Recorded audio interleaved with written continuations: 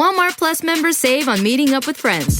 Save on having them over for dinner with free delivery with no hidden fees or markups. That's groceries, plus napkins, plus that vegetable chopper to make things a bit easier. Plus, members save on gas to go meet them in their neck of the woods. Plus, when you're ready for the ultimate sign of friendship, start a show together with your included Paramount Plus subscription. Walmart Plus members save on this plus so much more.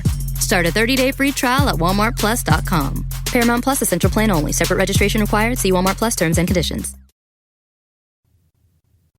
Reese's Peanut Butter Cups are the greatest, but let me play devil's advocate here. Let's see. So, no, that's a good thing. That's definitely not a problem. Reese's, you did it. You stumped this charming devil. Welcome to Orioles on the Verge. This is Zach Spedden, joined as always by Bob Phelan and Nick Stevens. And on tonight's episode, we're going to break down the beginning of the Dominican Summer League season. We're going to look at some of the players on the two rosters of the Orioles affiliates in the Dominican Summer League and talk about who we think you should be watching over the course of the summer. And we're going to break down some recent transactions that we have not had a chance to discuss yet on the show. But first, Orioles on the Verge is brought to you by BetOnline. BetOnline is your number one source for the NBA Finals and Stanley Cup Finals this season. Every stat, every matchup, and even live odds and spreads while the games are being played. When the game's over, head on over to our online casino and get in on a game of blackjack or poker or unwind with one of our over 150 slots games. Head to the website today to get in on the action.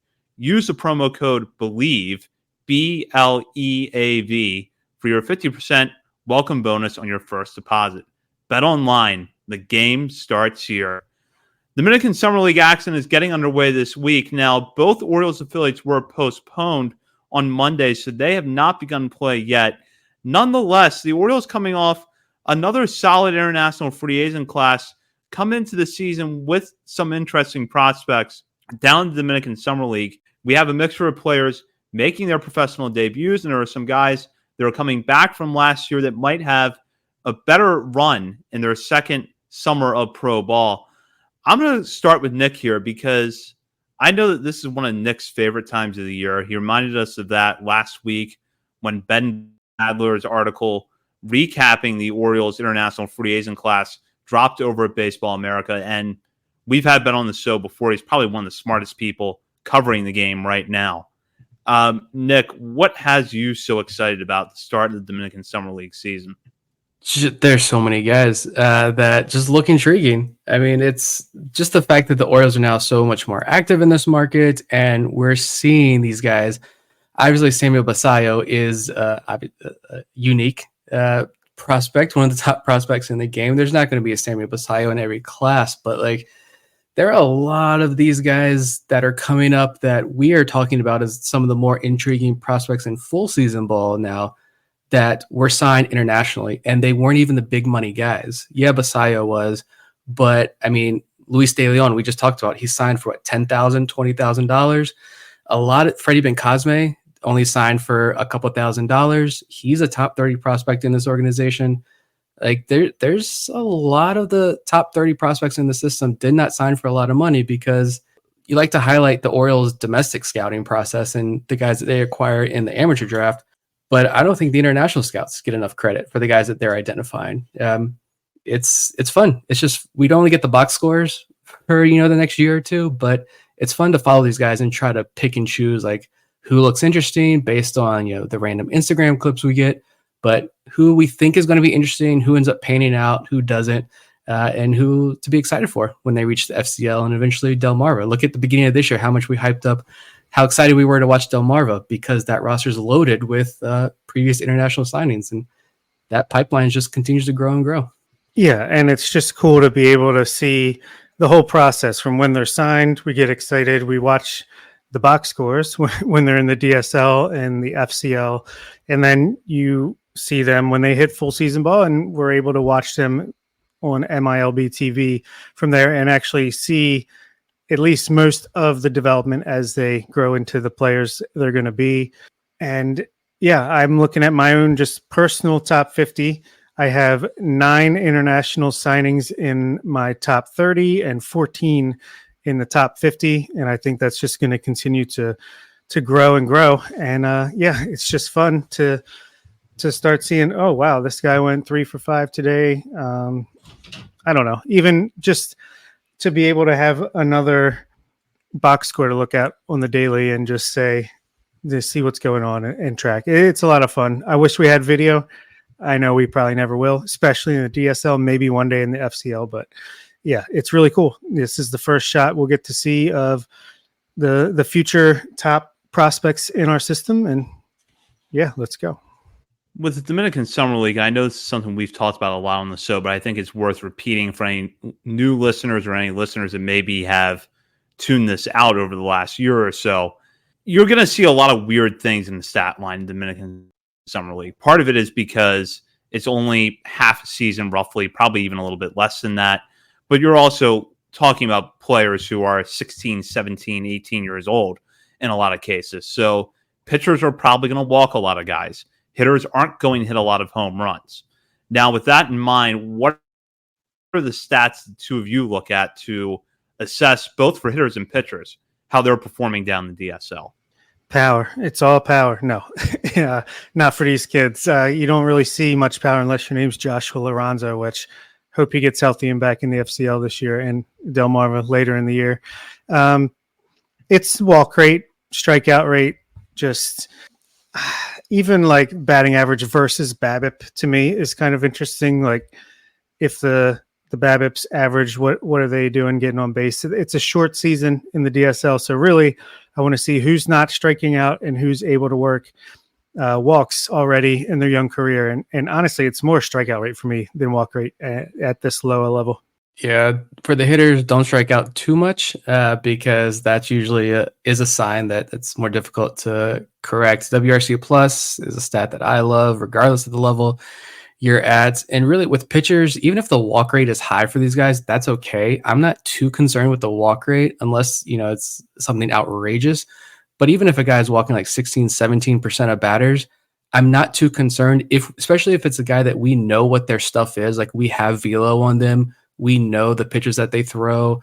We know what those pitches look like. And if they're striking out a ton of guys, but not allowing a lot of hits, then I think that's a pretty positive sign. That's something look at Moises Chase. He was walking an absurd amount of guys when he was younger, and he's still walking more than you like to see, but he's now a top 30 or so prospect in this organization, top 40 prospect in this organization. So that's what I'm looking for with a lot of these guys. It helps when we do get more information, though. I'm always combing everything I can possibly find to try to see, okay, this guy's only hitting 215 this year, but like, do we know what the swing looks like? Do we know that his scouting report coming into the season, the hit tool was highly regarded? And if so, then I'm looking, all right, is he not walking? Is he not striking out a lot? So maybe the hits aren't coming quite yet, but he's not striking out, a la Freddie Ben-Cosme. Then that's something that I'm looking at, and I'm going to say, all right, well, this guy's still going to be on my radar. Well, and I should add to the video point, a lot of what we get, because we don't have access to a lot of advanced data down in the Dominican Summer League, will actually come from individual players' Instagram pages. And from time to time, you're going to stumble across a clip that actually does come from a good center field camera angle. So that at least gives us enough to see, if we're looking at a pitcher, how his pitches, move within the zone for hitters, what their swing looks like, whether or not they've got a compact line drive stroke, which is something we noted with Aaron Estrada a few years ago when he was in the DSL. So from time to time, you can stumble onto something in video. The only thing that I would add is that for pitchers, ground ball rate and FIP are kind of interesting to look at because the defenses are not going to be really steady down there. So if you see a guy with an ERA that's a little high, but he's got a good ground ball rate, the FIP is lower than the ERA by quite a bit, that kind of tells you he's outperforming his peripherals. Now, we're going to dive into specific players here because there are some prospects to definitely watch on this DSL roster. And I'll start with Bob because he's going to highlight two of the biggest names in the DSL this year. Yeah, I didn't want to lie to myself for you guys. Like, these are the two names that I'm going to be checking first, just because they're the two highest, money signings, the biggest name, biggest. Ben Badler says they're the best of the bunch, so I'm going to pay attention to them, and that is Steven Martinez and Emilio Sanchez, one infielder with just a great all-around game. Seems like hit tool power to come. And then Martinez, the big right-handed power bat outfielder. That we stole from the Yankees. Just like that, you speak of the next Samuel Basallo right there. You steal them from the Yankees, and then hopefully they develop. But honestly, it goes far beyond those guys. There's even guys like that could be in the FCL right now, but there's only one FCL team, and maybe they'll get promoted midseason. It's pretty rare for the DSL players to get promoted, but a guy like Luis Guevara for infielder was the other guy, Jose Maija and Abraham Cohen. Those three I thought were standouts last year. But back to Sanchez and Martinez, I just think, I don't know. I just want to see what they're able to do. Obviously, Luis Almeida hasn't had the best start to his career. Has not changed our opinion of him as far as long term. But a fast start never hurts anybody, and a slow start at this level, at this point, is not that big of a deal. So, honestly, why are we even doing this? But no, it's those are the guys I'm looking out for, the big name guys. All right, I guess I'll run through my list. I'll make this as quick as possible. And really just anything like these names, obviously, if you're listening and you're just like, if you're a fellow sicko like us, these are the names you want to check for first in the box scores. But like, I'm telling you, follow them on Instagram. They will post, like Zach mentioned, sometimes you get those better clips. The Orioles give them their clips. They have access to all of the Orioles cameras, and they are not shy. They're very eager as soon as the game is over to post their best highlights. So you are looking at the best of their tape, understandably, but you get something. Just some names that I've focused on, and I'm going to go mostly, I'll talk about the hitters real quick. I thought you were going to mention Jordan Sanchez. I know that's one of Bob's guys, and he was signed out of Cuba last year for like $500,000. I think he's another Cesar Prieto type player in that if he was in a regular cycle, he was going to get a lot more money, but he is opposite Cesar Prieto in that his bat speed and power are like true calling cards for him, and I'm interested to see what he can do. Just a catcher. I'm going to throw out one catcher because this organization loves offensive-minded catchers. There are a ton of them, and Andriander Mejia is one of those guys. He was 16 years old last year in the DSL. He's back, but he's still only 17 years old, and he was a league average offensive catcher last year in the DSL. 10 extra base hits, 19 walks in 47 games. I think this guy is going to be really interesting to add to this list. But pitchers. Some pitchers, if you want to, again, follow these guys on Instagram. All of them have clips up. They're all fantastic. And I think the most intriguing, Jaderson Mora. No one's heard of that name. Look him up. 19-year-old kid out of Venezuela. He signed last August, but only got into 2 games in the DSL, so he's back. I don't know what the velo is, but when you talk about a ball exploding out of a guy's hand, that's what this does with Mora. He's got a ton of clips up, big curveballs, wipeout sliders. He's got a big personality on the mound as well. I'm super jacked to follow him. Keeler Morphe was a guy that I was stoked for last year. He signed for like $200,000 last year. He's only 5'8", but he throws 96 miles an hour, and he's only 17 years old this year. So I'm watching him. That's a guy who walked a ton of batters last year in the DSL, but I don't care because he throws 96 at 5'8". I'm going to give him see if he gets a year 2 bump. Henry Tejada, I'm going to throw his name out there again. He did get suspended last year for 60 games for a banned substance, but we all did pretty stupid things at 17 years old. I know I did. So I'm going to give him another shot. He was the guy who got a lot of love after he signed last year. So I want to see what he can do. And then 2 more pitchers real quick. Esteban Mejia was actually the only pitcher on Ben Badler's 2024 review list on Baseball America. But Badler notes that he's 17 years old and he's already added 2 ticks to his fastball since the Orioles signed him. So he's throwing 95 now at 17 with plenty more velo that he could add to his frame. That should be interesting. And then the last one is Yaki Mondesir that they signed last year. And I just thought this one was the odd signing because, the Orioles player development account, they do a great thread on signing day with some of the top guys with video and a quick scanner report on each guy. And I just thought it was weird in Mondesir's tweet that they already labeled him a reliever He's like 18 years old, and they're like, this guy's going to be a flame-throwing reliever, great fastball, curveball combo, touches 94 already. So we'll see if the Orioles already think of him as a reliever. I just thought that was a quirky note on his note. But yeah, all those guys, all those pitchers specifically, those are my picks to click this year down in the DSL that I think you're going to start hearing a little bit more of. The guy that I'm excited to follow is shortstop Elvin Garcia. And Garcia jumped out to me back when the international signing class was announced in January, because the Orioles player development account that Nick just mentioned posted a clip of him, and there were bullet notes on him where a chance to be an everyday shortstop, good approach at the plate, with solid bat-to-ball skill, fluid and effortless in action.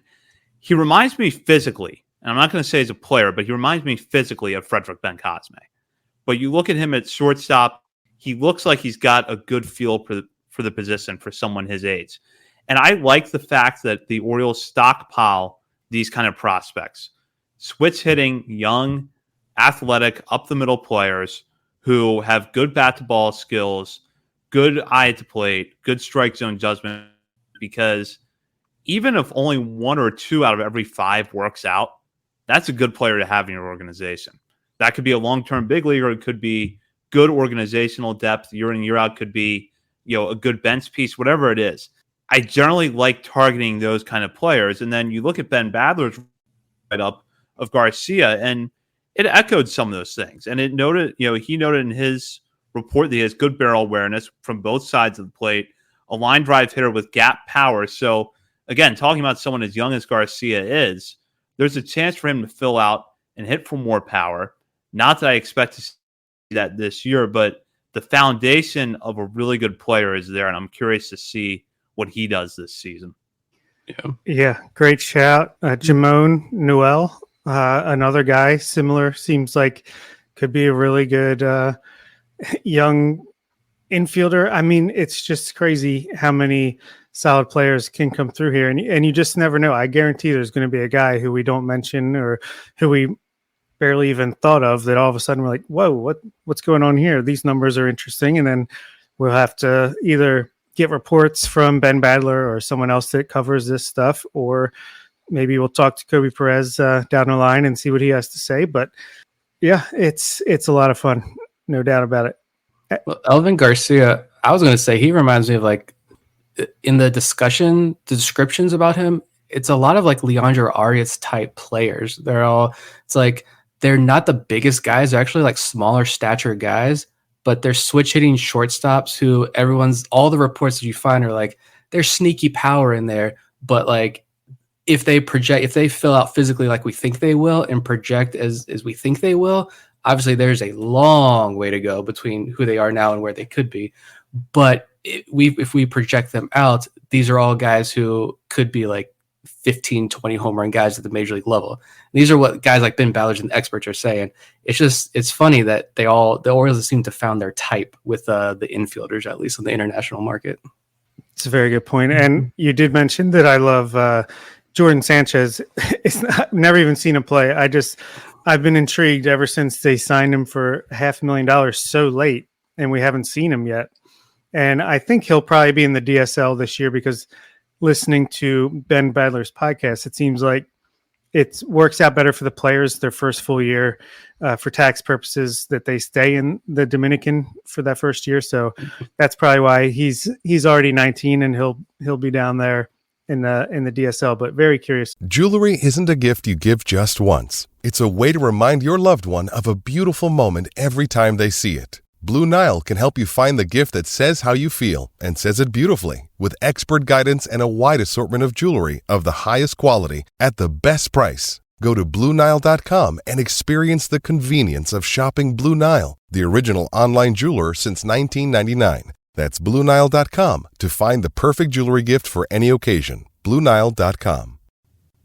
Shopify is the global commerce platform that helps you sell at every stage of your business. Shopify is there to help you grow. Shopify helps you sell everywhere, from their all-in-one e-commerce platform to their in-person POS system. Shopify's got you covered. Shopify helps you turn browsers into buyers with the internet's best converting checkout, 36% better on average compared to other leading commerce platforms, and sell more with less effort thanks to Shopify Magic, your AI-powered all-star. What I love about Shopify is how no matter how big you want to grow, Shopify gives you everything you need to take control and take your business to the next level. Shopify powers 10% of all e-commerce in the U.S., and Shopify is the global force behind Allbirds, Rothy's, and Brooklinen, and millions of other entrepreneurs of every size across 175 countries. Plus, Shopify's award-winning help is there to support your success every step of the way. Because businesses that grow with Shopify. Sign up for a $1 per month trial period at shopify.com/Westwood1, all lowercase. Go to shopify.com/Westwood1 now to grow your business, no matter what stage you're in. Shopify.com/Westwood1.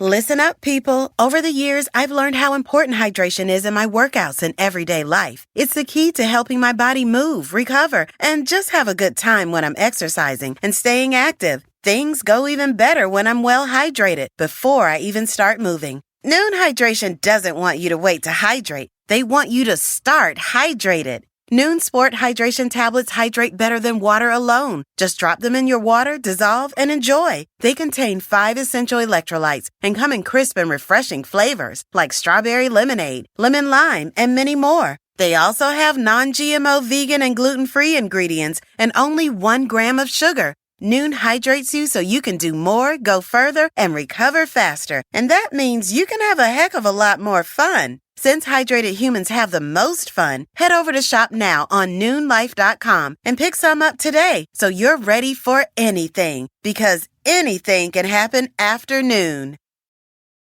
About him for sure. We'll shift gears now and talk about some recent transactions that we really didn't have a chance to talk about at the time that they were announced. And we'll go back to May 22nd when the Orioles and Mariners agreed to a trade that sent Mike Baumann to the Mariners along with catcher Michael Perez in exchange for minor league catcher Blake Hunt. And the real story here for us, at least right now, is the loss of Baumann. We were thinking back, reminiscing to the beginning of the show in 2020.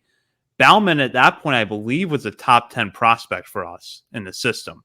If not top 10, very close to it. And the question always was, if he doesn't work out as a starter, could the Orioles turn him loose as a reliever and find success? They ultimately did put him in the bullpen to kind of mixed results. He had a solid but at times inconsistent 2023, struggled out of the gate in 2024, but seemed like he was maybe starting to get a little bit better, or at least some of the things that he was trying to work on were getting better for him. But out of options, got caught in a roster crunch, with designated for assignment, and ultimately traded to Seattle. So, Nick, I'll start with you here. What do you think about the loss of Baumann and what it says about the Orioles now compared to, say, even 2 or 3 years ago? It's wild that you can just get rid of Baumann and you're like, all right, we can replace him. I have no issues with trading Baumann. I don't think it's a move that the Orioles are going to regret either. Like, he's not someone you want really anywhere near your high leverage situations. How many nights Orioles are up big in the 9th inning and he turns it into like this anxiety inducing finish? I think if the organization really believed in him, they could have made it work. They could have made this roster work and they wouldn't have let him go. But also, but credit to Michael Baumann, I will say that, because he was a guy who was a top prospect in this organization during some of the dark ages. And he went from fringe prospect, not even like fringe starting pitching prospect, but fringe prospect to throwing the no-hitter in Bowie, to really having a lot of success at the AA level and becoming the starting pitching prospect. And now he's going to be a big leaguer for the next couple of years. He's going to keep finding jobs somewhere because he is good enough to stick in the big leagues. He's just, he's kind of a replaceable arm though, but he is a guy who's going to keep finding homes somewhere. The Orioles don't make short-sighted mentality type moves. They knew what the upcoming schedule was going to look like. They knew that this bullpen situation is less than ideal. Brandon Hyde just talked about it on Monday, that it's not healthy right now, but they still decided to make this move. And I think that speaks volumes. And honestly, I like getting Blake Hunt back. You add your taxi squad catcher into the deal. You get Blake Hunt, who's a very good defensive catcher, above league average hitter last year with the Rays at the AA and AAA level. He was having a career year in AAA for the Mariners this season before the trade, 121 WRC plus. He's only 25. So just getting ready to hit his offensive peak. Orioles fans were spoiled with offensive catchers, but he's just getting ready to hit his peak for catchers. He could be Adley's backup next season. Like, I like Maverick Hanley, but I don't know if he's going to be in the organization next year. Now you've got Hunt, who could be that guy on the roster next year, especially if this offensive trend that he's been on the last year or so continues. Yeah, it never hurts to get a catching prospect in the mold of a Maverick Hanley, Silas Ardoin. These guys are valuable to have. If James McCann goes down, you want to have a capable guy to back him up. So yeah, I do like getting a guy like that back. You didn't lose him for nothing, Bauman. That is Bauman. I mean, I could see him unlocking. Like, he's got great stuff. It was just a matter of consistency, and yeah, it just seemed like he'd have a great outing. And then come out the next time with a big lead and walk the first two batters, and you're like, what are you doing? Come on, just, you have great stuff. Throw it over the plate. He was a frustrating pitcher. Almost, he'll eventually end up with the Rays or the Dodgers and be a closer for the next 5 years. But I could see that happening. At the same time, it's what winning teams have to do. You have to make tough decisions. The guy's out of options. Tomorrow's game is more valuable than it was 3 years ago because you need to win everyone you can. And timing didn't work out because as soon as they DFA'd Bauman and then traded him, there were some injuries that could have opened up a spot to keep him. But it is what it is. I mean, it sucks, but I don't think this is no slight of Bauman. I don't think the Orioles are going to miss him. I think they have guys that can step in and pitch as well as him with more potential and that have options. Like, I'd love to see Luis Gonzalez get a shot down in AAA, Matt Crook, and not just lefties either. We talk about Cade Stroud. There's guys that could step in and be at least as good as he was, and hopefully he can continue to have a nice career outside of Baltimore, and unless he's facing against us. I should know that we wrote this part of the segment in our outline before the news broke that Norby was coming up and that Thiago Rivera was going to be designated for assignment. But let's or Thiago Vieira, I'm sorry. Thiago Vieira was going to be designated for assignment. Do either one of you have thoughts on that move, which was to acquire Vieira from the Brewers, along with minor league right-hander Yuris Rodriguez in exchange for Garrett Stallings? Rodriguez, by the way, a young right-hander, only 19 years old, soon to turn 20, currently in the FCL. First of all, how dare you get the name wrong of an Orioles legend who has just never recorded an out. He walked 4 batters, gave up a triple, 4 runs, or 2 runs. I don't know. It was ugly. I was a fan of that move at the time. I still don't regret it because, look, Garrett Stallings, we've talked about him a lot over the years. I wish him the best. I actually think if he's going to go somewhere that's best for him, Milwaukee might be that place because they're really good at pitching development as well. I feel like they're good at utilizing guys that can just give them innings. I could see him having a nice little stretch there as a multi-inning reliever for them over the next couple of years. But he was not going to get that shot here, I don't think. And to get a guy with high upside stuff, you took a shot on Vieira, and hey, maybe he slips through waivers this time and they can continue to work with him. But the state of pitching in the majors, I bet he gets claimed again. It was worth a shot, and at least you came away with a Yuris Rodriguez, who is just like seems to be a high octane stuff, striking out a lot of batters in the complex in DSL in his career. Just another high upside arm that you can work with down there. I mean, it's almost like I could see that happening a little bit more often, where these guys who are kind of stuck at AAA can get flipped for either waiver claims or guys in the lower minors where you can, kind of kick the can down the road a little bit as the major league is loaded. Yeah, it was rough for Vieira. But I would just give some flowers to Garrett Stallings real quick. And that this was a guy who, when he was in Bowie a couple years ago, had one of the worst stretches of pitching I think I've ever seen in my life. And then they put him on the development list. And at least the story that we were told, from what I remember, was that he was gone. Like, the Orioles were going to cut him. But he had coaches in the organization that pounded the table for him. The Orioles ended up giving him a second opportunity, sent him back to Bowie, and he had one of the best stretches of pitching I think we've seen since we started this podcast. It evened out in AAA, but like the home run issues that he had have decreased significantly year over year. He earned that promotion to AAA. He did find moderate success down there, pretty much like a league average ERA guy in AAA. You know, the ERA is like over 5 now in the International League. He did a good job of turning his career around. Like Bob said, there was no room for him in this organization at the major league level. He's going to get that opportunity. I think it's awesome that another organization targeted him and wanted him. That's cool to see as well.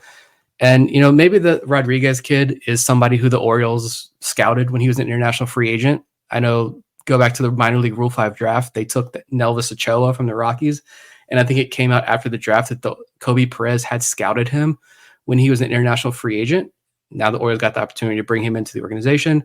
Maybe Rodriguez was a guy who the Orioles had eyes on before, and now they got him and they said, hey, we want Vieira, or we actually don't want Vieira, but we'll take Vieira off your hands. But instead of like cash, we'll give you a major league ready or near major league ready AAA arm, but you got to give us the kid as well to boost this trade up. I like it. We'll see what happens with Rodriguez. Either way, yeah, you got to take the shot. I wish Stallings all the best. I think it's cool that, like I said, another organization wanted him to give him an opportunity. We'll see what happens with Rodriguez now. Vieira, best of luck. You will get claimed. Somebody will want you, but it was an adventure that we won't forget, at least this year. That's for sure.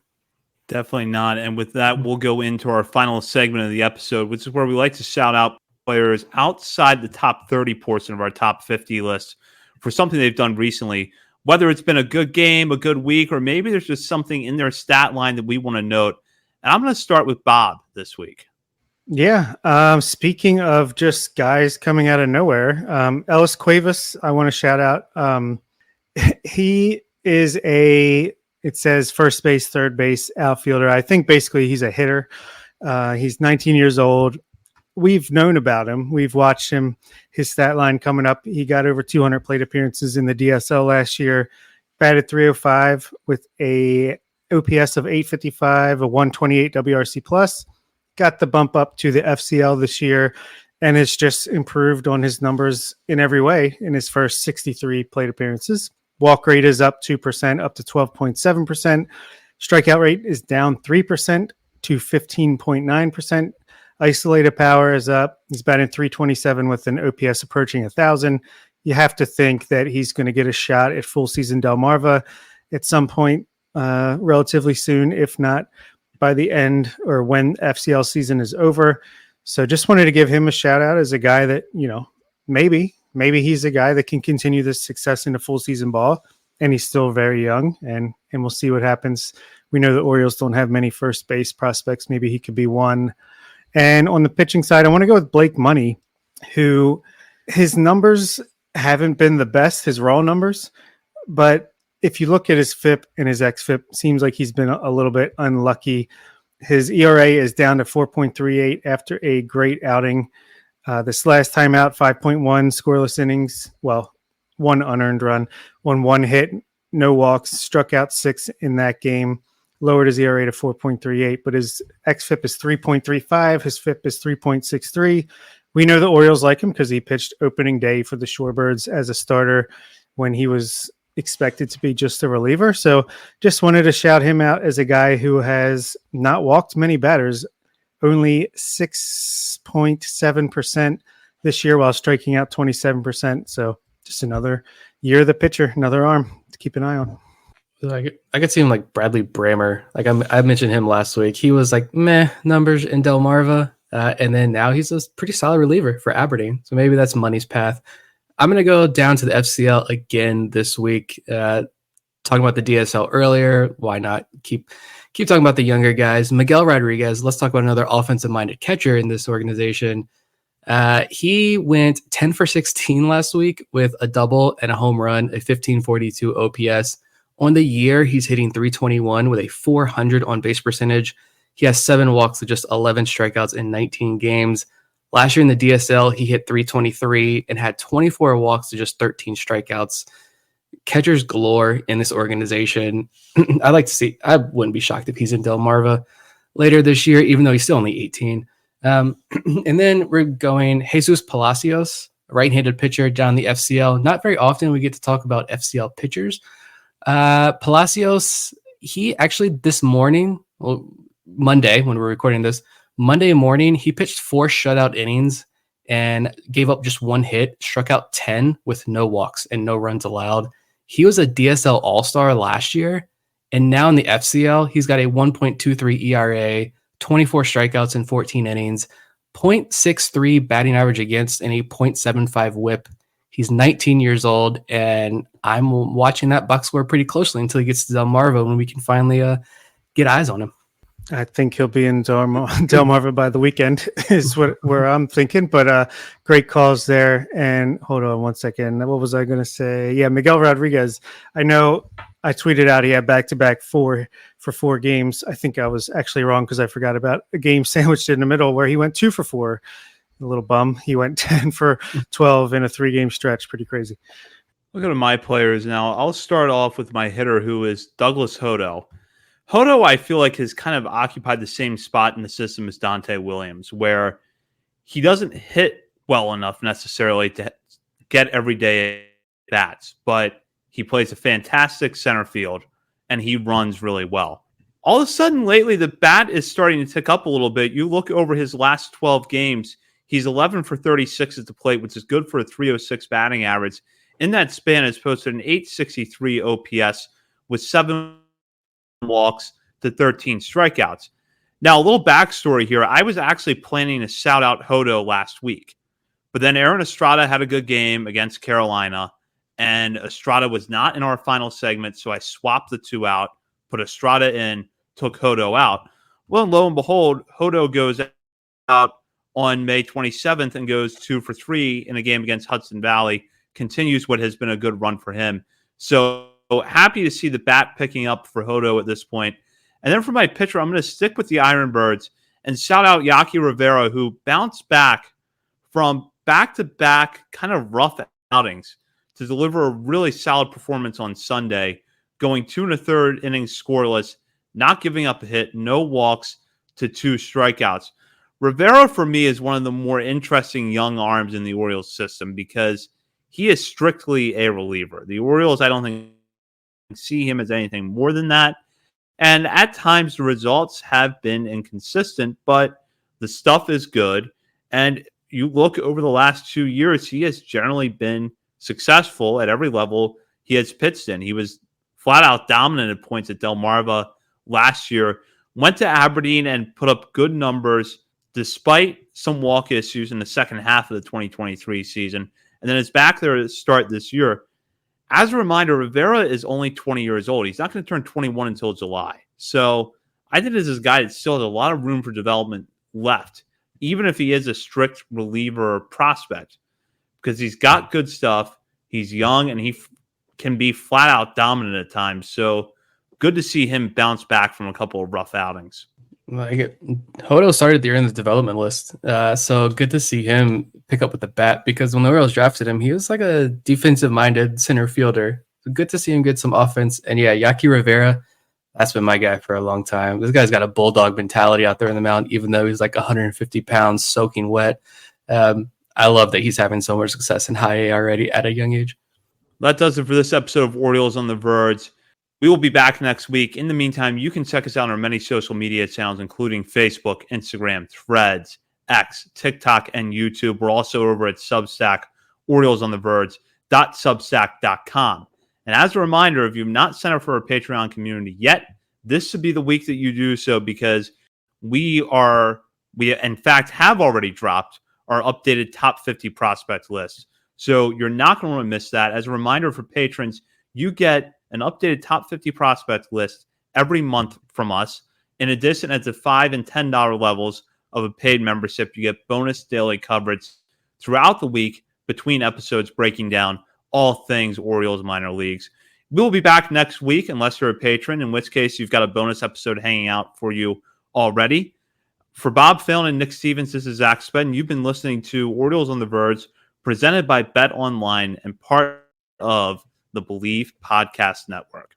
Listen up, people. Over the years, I've learned how important hydration is in my workouts and everyday life. It's the key to helping my body move, recover, and just have a good time when I'm exercising and staying active. Things go even better when I'm well hydrated before I even start moving. Noon Hydration doesn't want you to wait to hydrate. They want you to start hydrated. Noon Sport Hydration tablets hydrate better than water alone. Just drop them in your water, dissolve, and enjoy. They contain 5 essential electrolytes and come in crisp and refreshing flavors like strawberry lemonade, lemon lime, and many more. They also have non-GMO vegan and gluten-free ingredients and only 1 gram of sugar. Noon hydrates you so you can do more, go further, and recover faster. And that means you can have a heck of a lot more fun. Since hydrated humans have the most fun, head over to shop now on noonlife.com and pick some up today so you're ready for anything, because anything can happen after noon.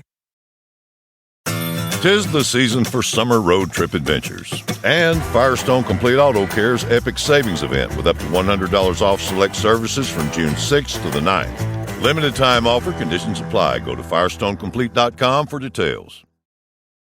The South Dakota Stories, Volume 5. South Dakota seemed like the perfect place to unplug. But I ended up connecting to the world around me.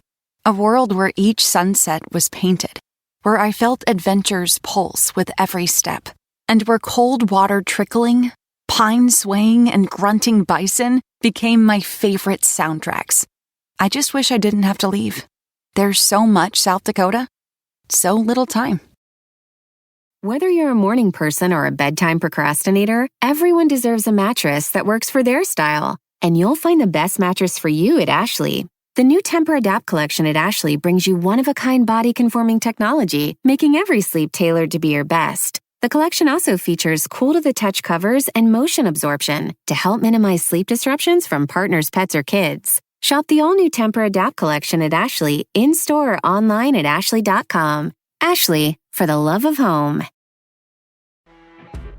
You know when you're listening to a true crime story that has an unbelievable plot twist that makes you stop in your tracks? That's what our podcast, People Are the Worst, brings you with each episode. I'm Rachel. And I'm Rebecca. We're identical twins who love true crime cases that make you say, didn't see that coming, and we hate the people responsible for them. Listen to People Are the Worst now on Apple, Spotify, or wherever you get your podcasts.